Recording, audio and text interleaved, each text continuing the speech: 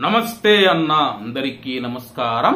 Kuwait లోని ఇళ్లలో ఖాదీం visa మీద కువైట్ లో దాదాపు 8 లక్షల మంది గృహ కార్మికులు పనిచేస్తూ ఉన్నారు.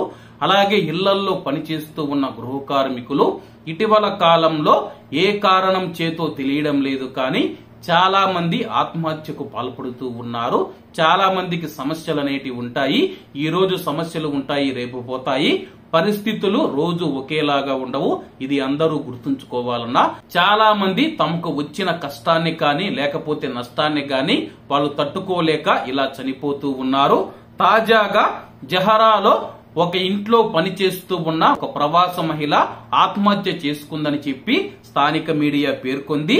వివరాలేకి వెళితే కువైట్ లోని జహరా ప్రాంతంలోని ఆల్ కసర్ ప్రాంతంలో పనిచేస్తూ ఉన్న 30 ఏళ్ల నేపాలీ మహిళ తాను పనిచేస్తూ ఉన్న ఇంట్లో యజమాని ఇంట్లో ఆత్మహత్య చేసుకుందని చెప్పి మినిస్ట్రీ ఆఫ్ ఇంటీరియర్ లోని ఆపరేషన్ గదికి సమాచారం అందింది.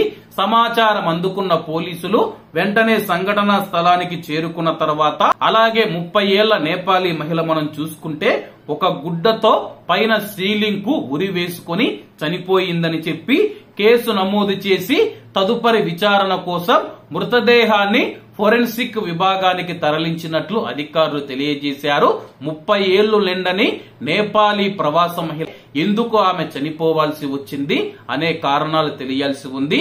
ఆ యొక్క కారణాలు తెలియాలంటే ఫోరెన్సిక్ నివేదిక వచ్చిన తర్వాత పూర్తి వివరాలు తెలుస్తూ ఉంది.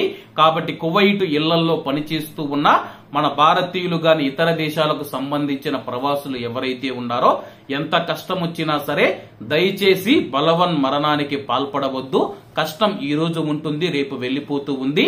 కాబట్టి ఇళ్లలో పనిచేసే కార్మికులు మానసికంగా దృఢంగా మారాలని కోరుకుంటూ అందరూ జాగ్రత్తగా ఉండాలని కోరుకుంటూ అలాగే ఆ యొక్క నేపాలీ మహిళ ఆత్మకు శాంతి కలగాలని మనమంతా ఆ యొక్క భగవంతుని ప్రార్థిద్దాం.